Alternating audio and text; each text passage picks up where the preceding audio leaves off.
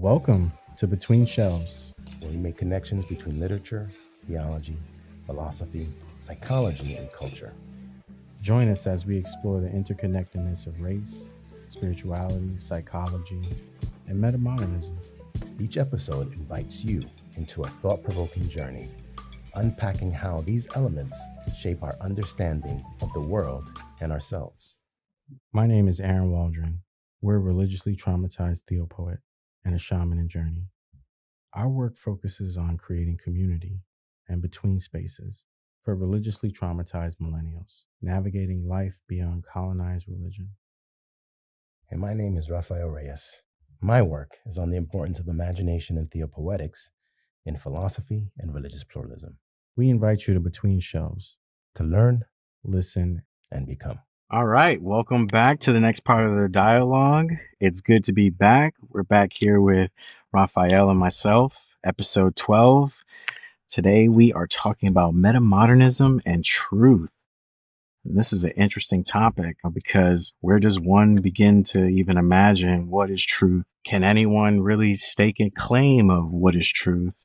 Is it something that can be measured and is binary? You know, these are things that we kind of want to flush out today and maybe pull in some authors, invite some cool authors to help us talk about this topic of truth and help us understand how in a meta-modern framework of thinking, what does truth look like or what can it look like? You know, so you have any initial thoughts, Raphael? Truth in terms of tradition is multi-layered. And there have been these sort of different ways of seeing truth or what is true. And, I'm not considering myself an expert in that. There have been authors that have been writing prolifically on this subject. But when you do the study of philosophy, they always bring in specific understandings of truth. Like, so initially, there's the one called the correspondence theory of truth, right? If you have a belief and it is something that can be verified, like this corresponds to this, and when another person sees it, they can deem that as a truth, right? Or it turns into a fact. And so we see correspondence relating very much to the sciences, right? This correspondence theory of truth that the study of physics deals with the correspondence theory of truth. So that's one piece. And the most simplistic example is the sky is blue. Well, when I look with my eyes, sky is blue, right? As I know it. And that's what they call a correspondence theory of truth. Then they have something called coherence theory of truth. And I'll read this part. A statement or belief is true if it fits logically and consistently within a larger system of accepted beliefs. So if you have these accepted beliefs and you says, well, therefore it means this. Does it cohere? Does it hang well? If you were to put a hanger, if I put this on, will it work? Will it stick? And so that's what, when we talk about a coherence theory of truth, this truth that we talk about, when we use these systems of thinking and these other truths, then it works well. Does it work well or was it not? And then, you have a constructivist or social constructivist view, which is truth is based on that sort of language and context and the cultures that we exist in. They have their own set of truths, right? If, for example, I myself as a Puerto Rican coming from my community have a certain way of understanding what family structure looks like, how we handle, situations, or what are our values and goals when we're looking at careers or statements of faith or belief. In that space are these constructed or socially constructed understandings of truth that could be more stronger, more deeper for us in that sense. So, and then you have like the pragmatic theory of truth, right? Which is if it works, then it's true. Right? That's the most simplest thing, right? And we see this a lot maybe when we're actually working out in the real world, right? We have these hundreds of theories, but I'm going to do the thing that works. So this pragmatic theory of truth, that's just an example. This pragmatic theory of truth is what is the most functional, the most utilitarian at the time? Because then that leads to a truth, because we can build from that.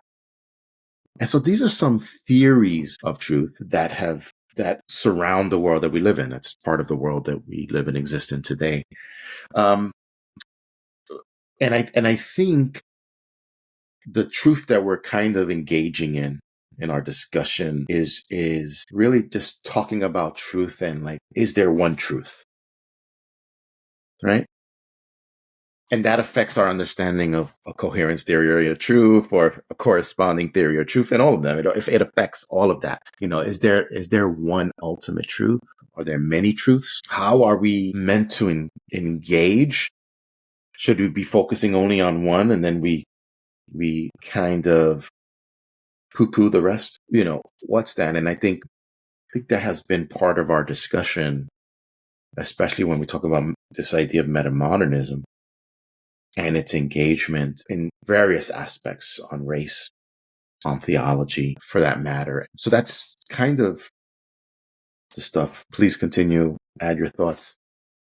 Yeah, as you were talking, you made me think of how you're right. We've been on this journey in dialogue over the past 11 so episodes of this season thus far, exploring different truths, and truths can also be seen as narratives, stories, people's truths, individuals' truths, nations' truths, so there's so many layers, like you're saying, to these truths. And then there's also truths that some people can relate to, which I guess we would suggest is more meta-spiritual, spiritual across the front, but even so spiritual in the sense that we maybe don't even know yet. And that's like this intuitive truth. I think that's the best way to kind of describe it. When people have like a gut feeling and intuition, it's a form of truth, right? It shed light on something that now you can use and it's helpful and you can grow from it or develop from it. It's very fruitful as in religious context. And so that's interesting too. And then you also made me think of, there's no one truth, but in monotheism, especially Christianity, they say things like, Yeshua or Jesus is the way, the truth, the light, and this is also corresponds or is alluding to God is the ultimate truth. Now, we're not a firm believer in literal interpretation, but we thought maybe it would be fruitful to just talk about this for a little bit on what do we mean in a meta-modern framework when we're talking maybe spiritual or religious and we're referring to the divine, but also trying to associate the divine with truth. What are your thoughts on that? You're throwing that at me? Man, I just threw me on the bus. This is right up your alley. It's an alley-oop. Oh my gosh. So what's the question? Just say the question one more time. Got you. So the way we were thinking, right? Because your background is in process theology as well, but process thinking. And so if in monotheism, for example, they believe that, God is the truth, the light, the way, this ultimate truth, right? Which comes off very absolute. So we were wondering, from, your process background of thinking that also contributes to metamodernism thinking, what are your thoughts on that? And how would you explain that to, let's say like a religious demographic or seekers of God that maybe have been transitioning from religion and they just are confused. Like, what would you say to that? So just as for clarity, what I'm hearing in the question is when we're understanding monotheistic understandings of God within a religious system, and we tie it in with a meta-modern framework, which has a very different understanding of it. What happens? How do we navigate that? I think that's been a problem or an issue or a reality for most of the existence of human beings. Can I say that?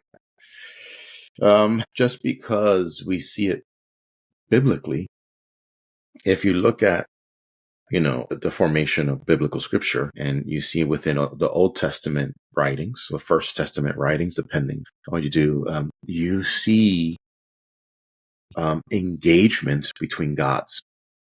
You see engagement between people, but they are really engagements between gods and understanding of God. So when you have, Persian Empire coming in or Babylonian Empire coming in, they have always been conflicts with whose God is more powerful. The Exodus out of Egypt was a direct confrontation of whose God is more powerful. Our God protects us. What does your God do? So in that writing, in the way that the writers had taken it and how they understood their understanding of God and how God works, it's very personal. It's very much directed towards a culture and a people and a group. And I think that's successful and important. I think that's a very powerful time because it's taking what we felt and what we've experienced and it sort of solidifies it into a series of beliefs or dogmas. Right. And that's valuable. I think, when we're talking about what fascinates us, what moves us, that takes time. That takes an important amount of reflection, of looking back at our experience and saying, well, where did I find the most enjoyment or the most passion? Right. And so I think in this same pattern, reflection and thinking, we see these religious formations go into play. And you remind me of when I look at a philosophy of religion from Alfred North Whitehead in his Religion in the Making. He says that's an important component of religion, of its formation, is we take this experience and from these, he goes, we go through an event, right? We go through this piece and we have an emotional component, right? And that emotional component is now why we do this ritual, which then forms beliefs. And so when they're writing, they're actually writing their beliefs. They're this formed belief that was orally given, now written. And so and it's powerful. And Whitehead would say, afterwards, we have to now then find coherence for our life. Well, how does it apply to my life? How does it make sense? But there's another part that, we have writers like Catherine Keller and Roland Farber, who I highlight, that start talking about, and Whitehead does the same thing in the same text. What happens after that? How long can that remain intensified, informing novelty and progress? A progress that doesn't let go of tradition. It doesn't let go of tradition. It actually holds on to it, but is looking for this type of coherence, saying, well, how do I honor my tradition but still progress? And that's a fascinating question that Whitehead gives and that both and Farber do. It's sort of this having to come to almost another salvific moment where there's a death and rebirth and saying, okay, now that there's other religious traditions and we're no longer fighting against each other, this is not a fight between my God and your God, but it's an understanding of God. That's a different statement. It's not my God against your God. Now it's, how do I understand God? And I always understood, it's funny. I always understood Roland Farber. He would say, when you become a theologian, your task is no longer to be a Christian or a Muslim or a Hindu. You are seeking God. Now, you might be seeking God through Christian scripture. You might be seeking God through Hindu Vedantic text or Advedantic text. Well, they're not following, but you know what I mean. Or you're seeking Allah through the Quran, or you're trying to find that absoluteness, nothingness through the Bodhisattvic texts, or you're trying to find Allah through the Baha'i text, but you're seeking God. And what that does is it opens up a world that not many people understand. It opens a world that's not easy, and it challenges truth. It forces you to have to think differently about truth. Truth cannot be static. Truth is not absolute in the way we think about absoluteness. And truth is not something that we fully grasp, and so on and so forth. So it's really, I'm sort of talking about it in an apophatic way. That negative theology, God is not, or truth is not this, truth is not that, then what is it? But we get that flow there. And I'm expressing parts of my journey as I struggle through. You're working for a Christian seminary or you work in a Christian school, but I follow God. I don't confine myself to a particular tradition because I'm kind of looking for something that points beyond it. But that's that. But I think to answer that, it lends itself to an interesting understanding of truth that I think metamodernism is alluding to. What we see also in a theopoetic understanding of truth as well, and what I see in a process understanding of truth. I see those three. I think I'm on the way in your response, in your thought proposition there. Spot on, sir. Spot on. Yeah, you made us think of, thank you for bringing up theopoetics. That made me think of also, and you brought up Catherine Keller, another great piece, truthiness, right? Comes up out of what you're talking about as well. This way or some, like you feel true, like truth, you feel truth more than you are, you know it. You know what I mean? If that makes sense. There's like this groundedness in sort of, I think she refers to like objective fact or something like that. But it's interesting because in metamodernism, in this framework, this space of thinking, right? And or you have truth and then you invite truth into that space and then no longer is there like really a battle over right and wrong or which truth is invalid, but somehow in this space, wisdom transforms, right? And truth then becomes something like a Rubik's Cube. Excuse me. And that Rubik's Cube, the way you engage with it can unlock certain, and I find that so interesting, like to play with this analogy in my head, because when people say, what do you think is truth? And it's so hard for me to explain it, but this analogy seems to encapsulate it, like a child playing with a Rubik's Cube, whatever patterns the child recognizes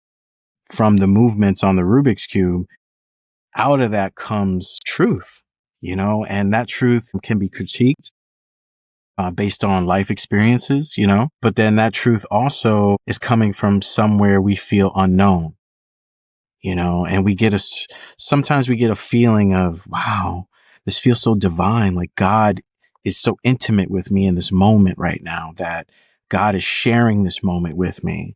God is alive. God is with me. And so, when you have these kind of experiences, especially in a theopoetic space, we did a theopoem way back, and it was on Mi Pastalon. Yeah. And it was about this amazing food dish, right? And some people will look at it and say, but it was just food, but for me, it was just like, we were reflecting on all these different things, such as the ingredients to make this amazing dish and the thought pattern behind why putting together these particular ingredients to make this dish, and a lot of times, those of us that have connections to the Caribbean, a lot of these amazing dishes that we love so much come from trauma, come from not having, come from slavery, come from lack of resources. So the ingenuity, the creativity, and even through a theopoetic lens, the divinity, like to create such a thing that offers fruitfulness, offers sustenance, is just, for me, is just so divine on so many different levels. And that's an example of, when we had that experience eating it, the food, it was kind of like this intuitive feeling of, wow,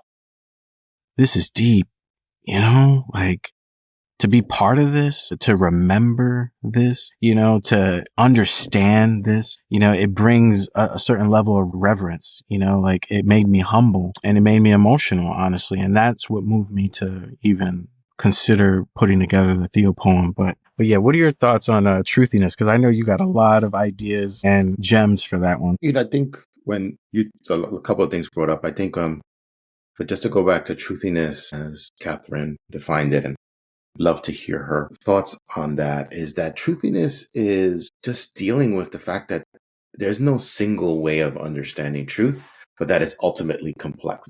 And so there's that part, right? But I think there's a second part to it. It can't only be dealt with logically, right?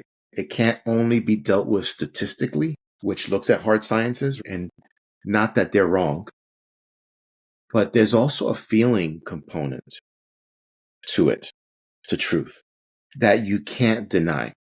So why does someone navigate to one tradition over another? It begins with a feeling that what they're saying, like, man, that's true. Now, let's not be naive. And we could say a lot of people manipulate that. A lot of people manipulate that. So I would want to say, if we truly believe, or when we truly believe in a divine calling, that a person has an honest call to speak the message, right, of the good news, that people can resonate with that, because they're resonating with, here's my situation in the world that I'm in.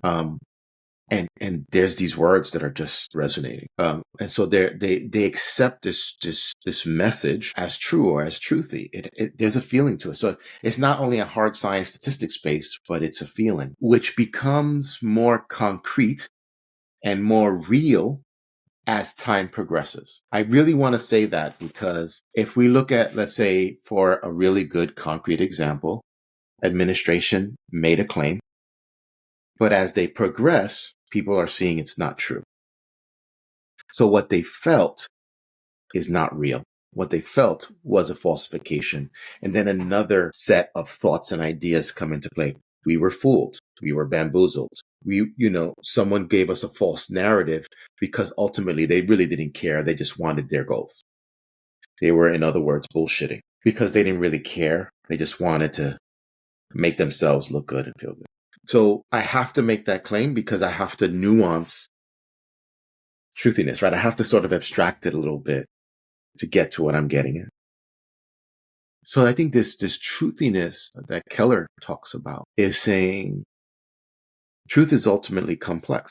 We can't rely on just one way of looking at things, because then we're being naive, we're being foolish. And so we have to trust, and you've mentioned this before, we trust in some of this intuitiveness that we have to get at a decision point of truth.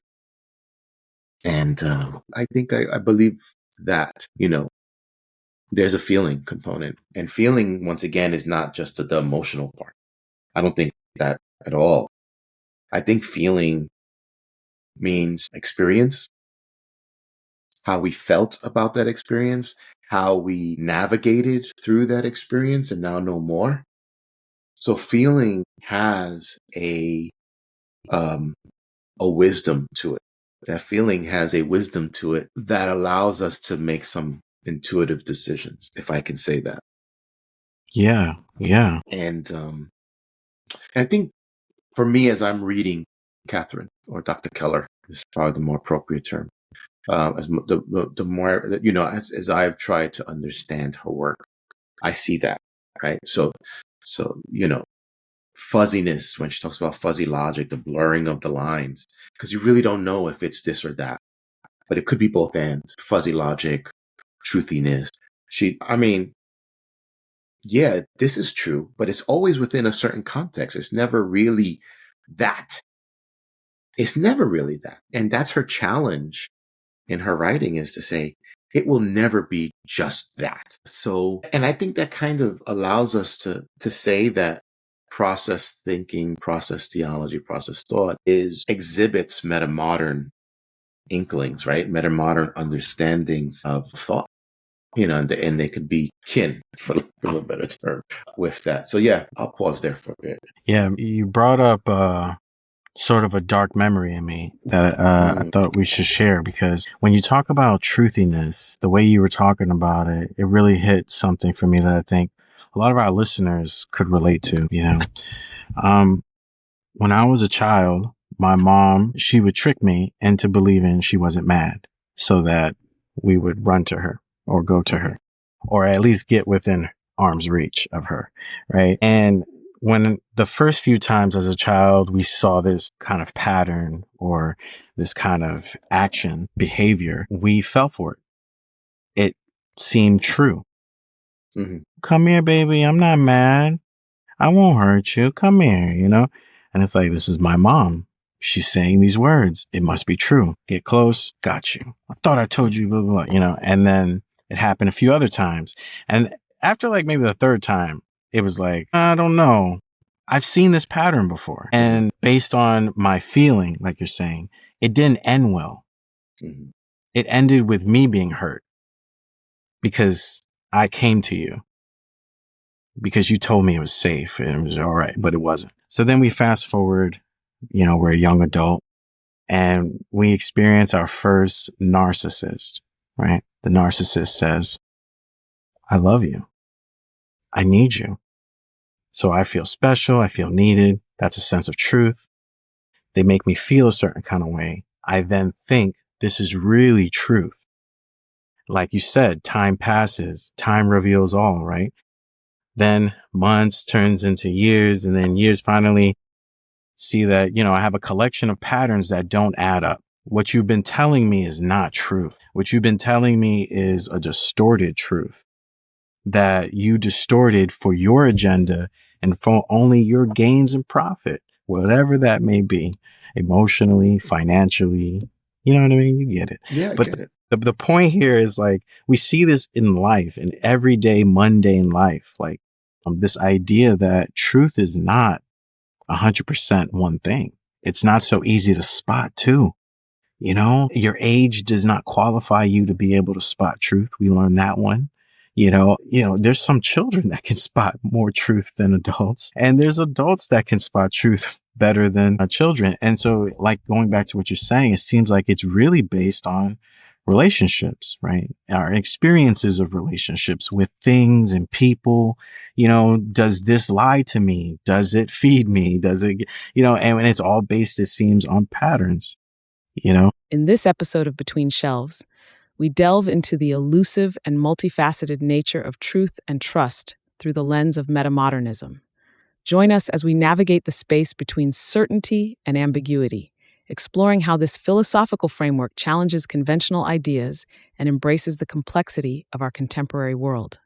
From art to philosophy, culture, and spirituality, we're unpacking how truth and trust in a meta-modern framework of thinking and being disrupts outdated frameworks around race, belonging, and self-expression, opening up new pathways for reimagining what is truth or what can be trusted. Whether you're a seeker, a scholar, or just curious about the evolution of identity in our ever-changing world, this dialogue has something for you. Catch the latest dialogue Between Shelves, streaming now on all your favorite podcast platforms. Don't forget to subscribe, share, and leave us a review. Let's explore the in-between together. And now, let's return to our dialogue with Raphael and Aaron as we continue exploring how the nature of truth and trust, through the lens of metamodernism, reshapes our understanding of knowing and the ever-evolving journey of becoming in the 21st century. Yes, I think in Alfred North Whitehead, Adventure of Ideas, he talks about truth as recognition of patterns. I don't know what chapter. I'm trying to remember the chapter because it says that he talks about truth as pattern making. I think his understanding is we make truth, discover truth, or make truth. So it is pattern making. We find these patterns, we reveal it. And in part, that's a lot of what he does in his last book, Modern Thought. The last piece he says, part of the role of philosophy is to turn the mystical, that which is hidden, and reveal it. But that will always be an ongoing process, right? We reveal these patterns and then we make propositions of it. And it's never a deductive tool, even though that's part of it. It's an inductive tool. This.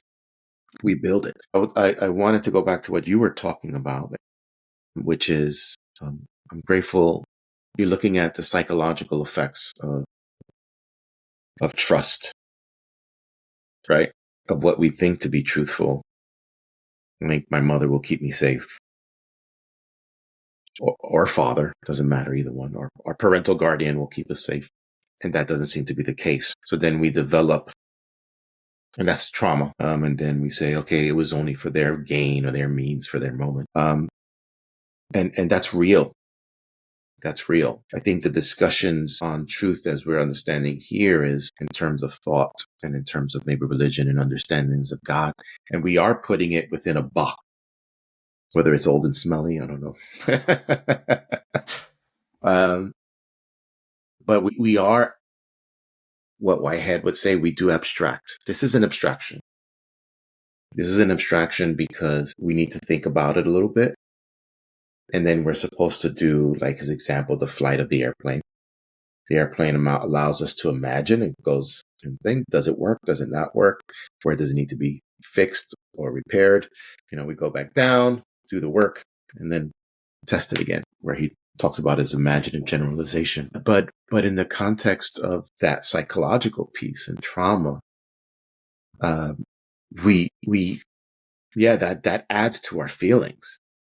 That adds to these quick responses of, yeah, I'm not going to trust you with that one. Get out of here. And it's felt, and we're able to make these quick decisions from it.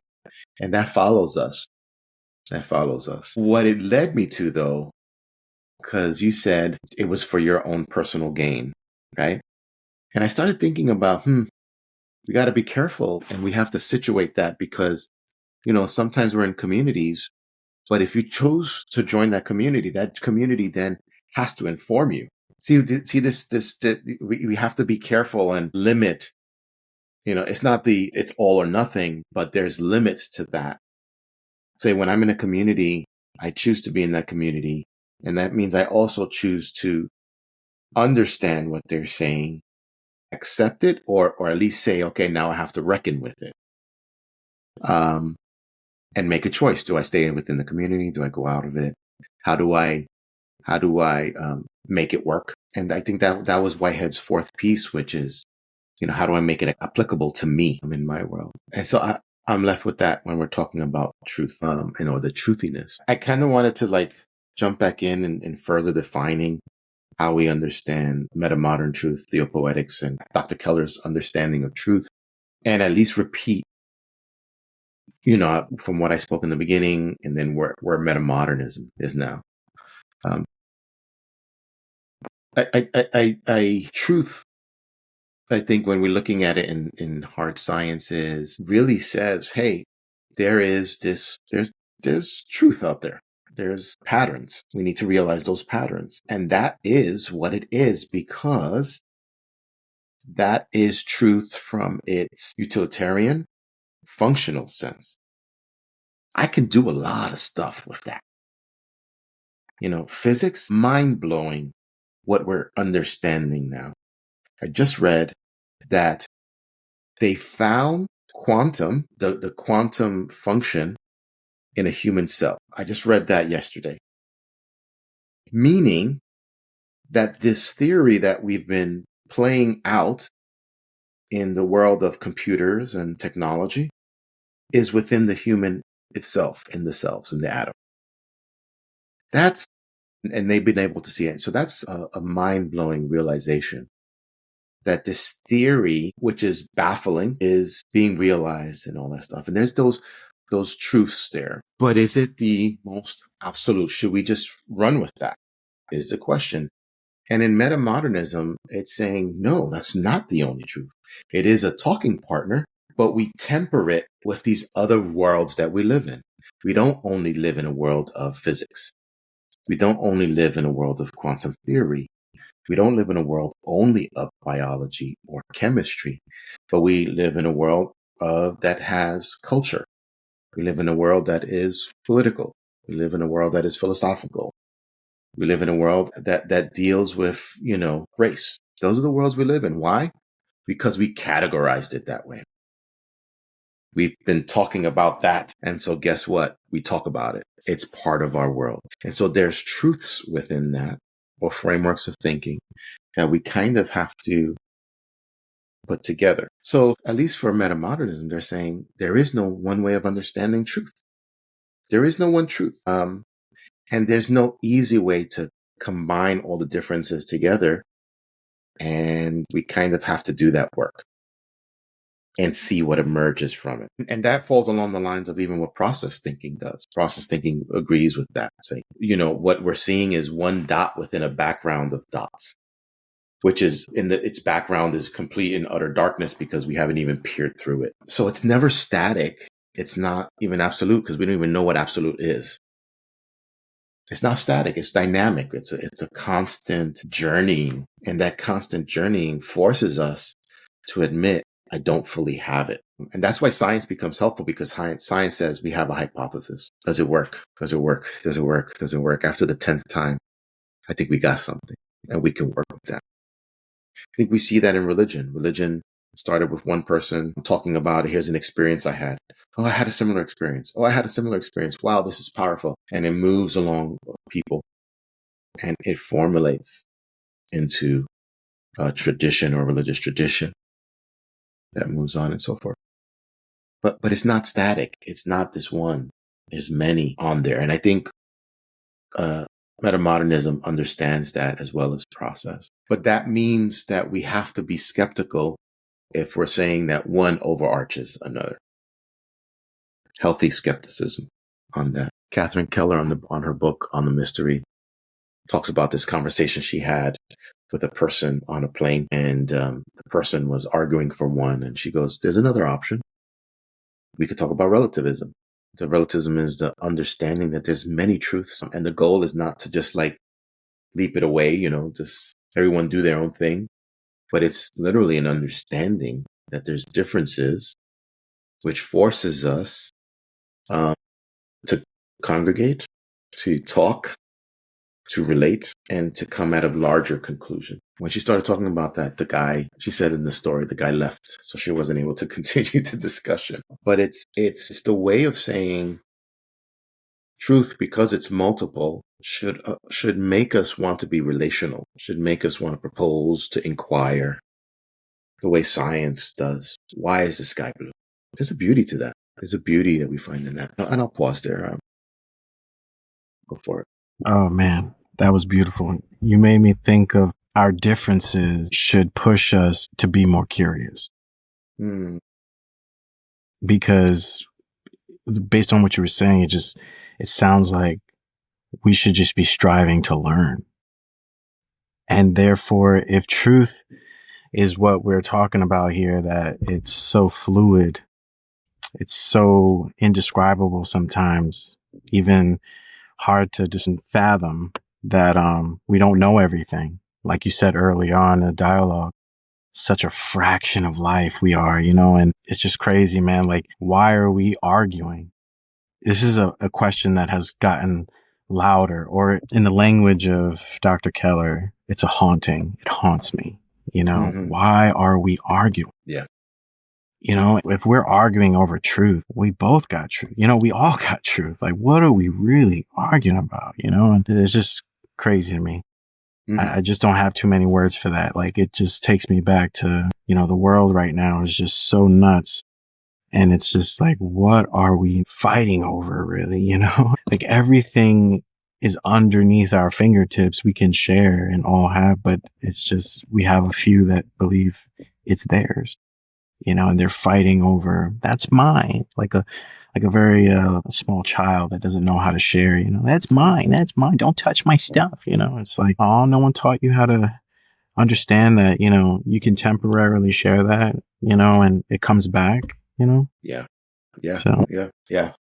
You made me think about, I always talk about this and I'm fascinated by it, but I see its eeriness or concern, at least for me, that there's been a resurgence in debates on which Christianity is the right Christianity. So evangelical versus Catholic versus Greek Orthodox. Those are the three ones that I've been hearing the most. And it's fascinating to me, because what they do is, it is a clear discussion on nuances, the pure abstraction of things. And for me, Whitehead says, you go abstract, you're in trouble, because you can go farther and farther and farther. And the farther you go, the farther you are from the reality that you exist and live in. That abstraction, if we were to take that abstraction 20 degrees off and say, this is it, and then from that, we just live life, we're in trouble, because it's not tested. This is why, for me, that idea of the flight of an airplane, which is Whitehead's example, is this proposition has to fly. And by flying is imagining its possibility, testing out in the real world, like actually flying, and seeing what are the problems that come from it. And it's that testing that's so valuable and important. And I don't think that's being done. I think we just say, this is how we should live. That's dangerous. That's dangerous. You mentioned earlier in the podcast or elsewhere, this purification is not good because it's not real, right? So if we erase history, well, that's not real. That's not real, and it's a telling of one history. It moves us away from what really happened and why there's these microaggressions and why there's these retaliations. And so it actually moves us away from where we should be going, which is harmonization, healing, and those things. So, I mean, yeah, those are just some of the realities that I'm seeing now. If I can just highlight just a couple of more things about how metamodernism understands truth. I think I mentioned, we got to be skeptical in thinking that our way is the right way, but it's not the other side, which is relativism. It's like Dr. Keller was saying, that relativism forces us to engage, not to be like, just let it be. Metamodernism does this thing between irony and sincerity. Sincerity is really meaning, okay, this is how I believe.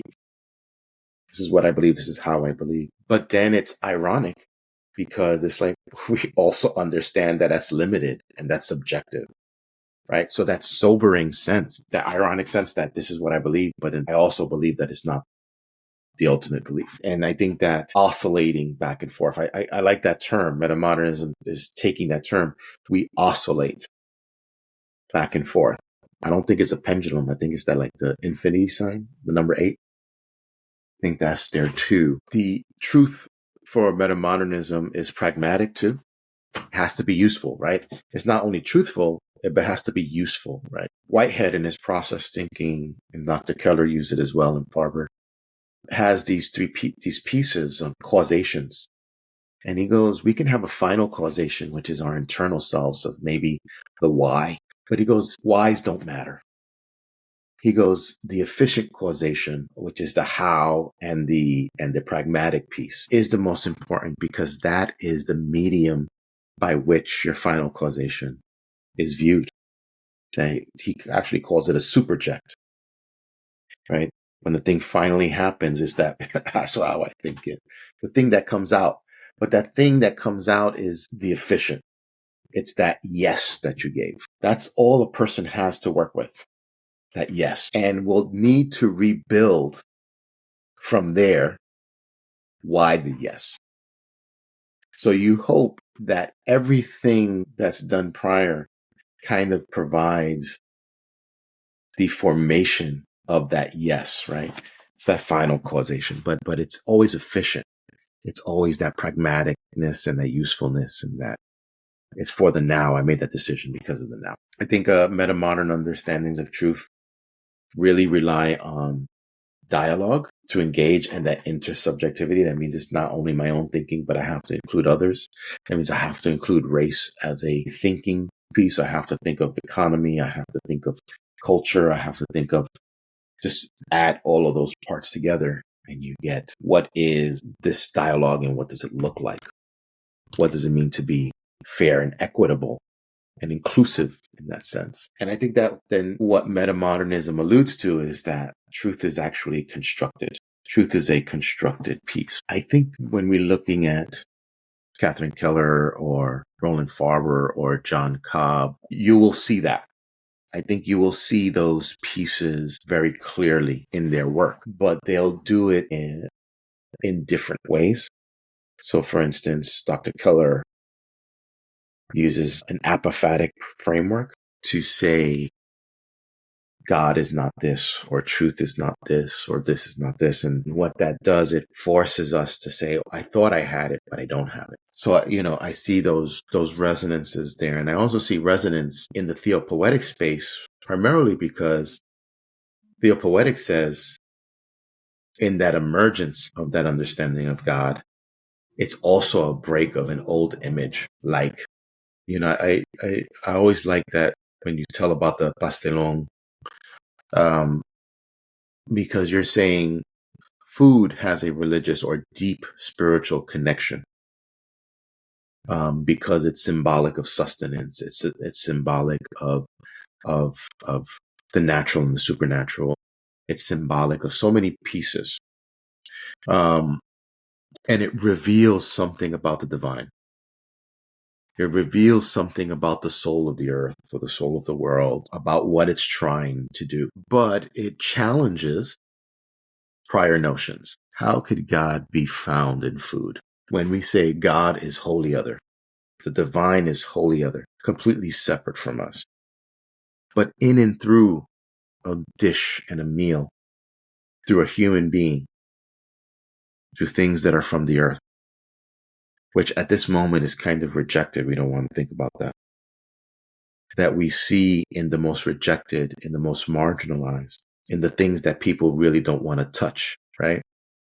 That we see the divine in a real way. Deep, deep. Yes.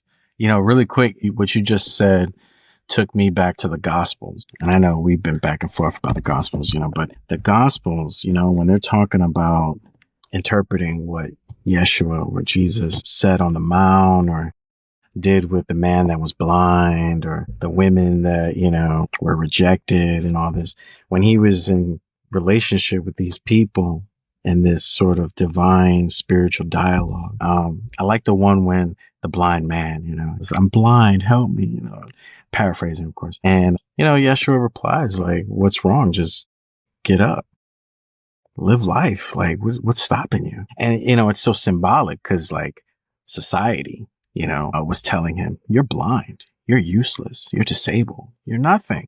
And so he believed it, and then, this guy comes out of nowhere. He goes, I don't think, nothing's wrong with you. I think you're beautiful just the way you are, and it's like, damn, I should embrace my ability not to physically see, but understand that I can see the world clearer than the person who can see it with their eyes, like playing with these symbols, it's so deep within those four gospels where, they're playing with these different aspects of trying to highlight to the people what Yeshua stood for, symbolized, or taught them. The teacher, what did the teacher teach, through his actions and motions and embodiment and words and silence, right? Notorious for always going to prayer in silence. So he wasn't always talking, and then when he did talk, pay attention of what he was saying. He never repeated himself, and that's interesting. Even if they're portraying what he said, the story never portrays him repeating himself, never portrays him arguing with people such as the religious folks at the time, like the Pharisees, excuse me. He wasn't arguing with them. Like, he was just like, listen, this is what it is. How could you say such things? Blasphemy, like the scrolls say this. And, like, he made them so disgruntled, but he never fed that energy or never portrayed feeding into that energy, I should say. You know what I mean? Like, the stories always shed light on how he remained in his truth. That's what we want to highlight, encapsulate how symbolically Buddha walked in his truth.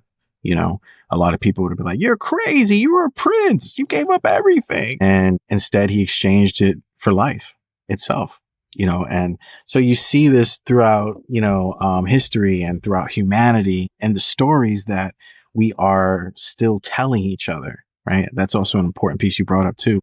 Before religion was written or doctrines were written, beliefs were written, it was oral. Everybody was still telling stories, and we all understand how that works, right? You tell Joe don't tell it like you did. So it changed, but you got the gist of it, the meats, the skeleton of it. You're like, oh yeah, the names may have changed, whether the person wore this or not may have changed, but overall the symbolism to help you understand you are not random. You are not what the kings say you are, you are so much more. We are all so much more. We are messed up situations. Yes. But these stories should be remindings. These dialogues should be remindings, greatness, like we're part of something way greater. And, our choices, right? We have to start taking our choices back. And we can't stress that enough, especially in today's world. It's getting more digital.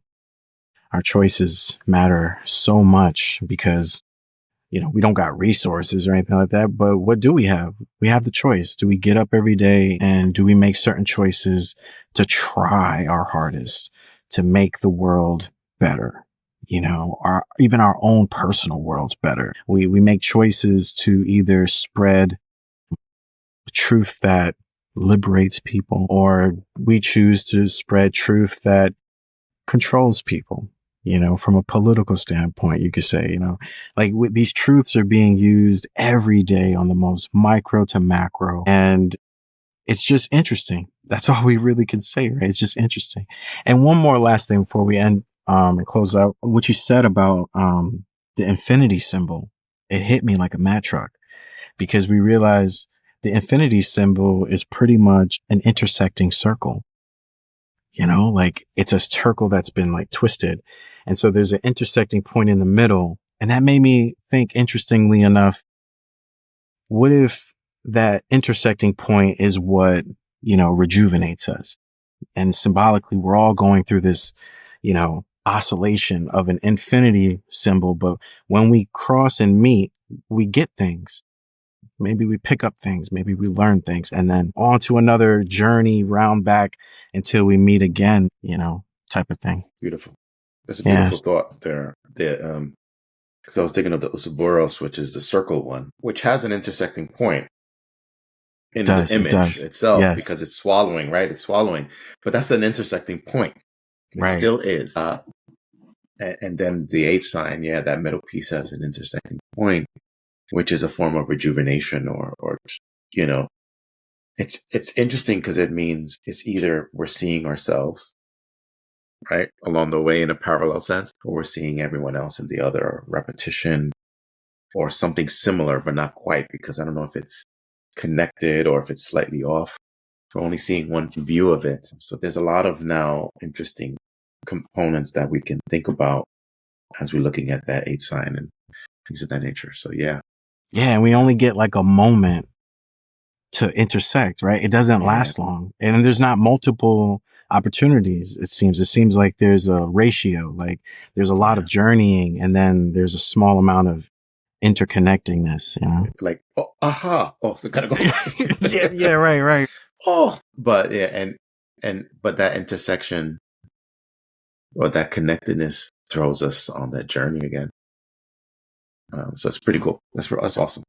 Yeah, that's dope. Well, that's it for today.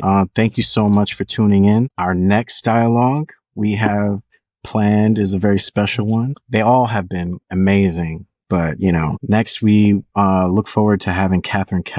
Keller, onto the podcast during the dialogue and help us go further into what truth is, as well as her works into truthiness, relational theology, and how even metamodernism is something that her work is touching on. Did you have any closing thoughts? Yeah, please. No, it's exciting that we're going to have Dr. Keller with us. Her work on political theology, on climate crisis, on feminist thinking within a process relational framework is, profound and deep. I'm deeply grateful for her work. So it'll just be an honor to have her and to be discussing, like you mentioned, on truthfulness, on how we understand truth, but its implications on a worldly scale, on an ecological scale, and what that means and how it affects our theological thinking. Definitely. On that note, we'll see you next time.